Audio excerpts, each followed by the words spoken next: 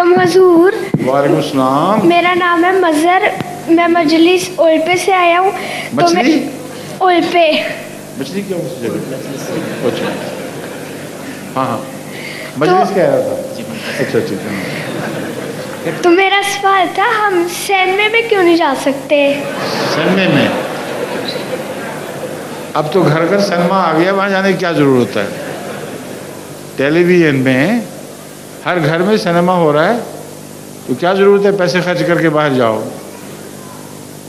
وقت بھی ضائع ہوگا، ٹکٹ بھی لگیں گے، کرایہ بھی دینا پڑے گا، ہے نا؟ سینما جانے کی بجائے گھر میں ٹیلی ویژن لگا ہوا ہے اور ٹیلی ویژن پہ MTA دیکھا کرو۔ اچھا، اس سے تمہیں اچھی اچھی باتیں پتہ کریں گے، ملیں گی۔ ٹھیک ہے، جزاک اللہ۔ شکریہ۔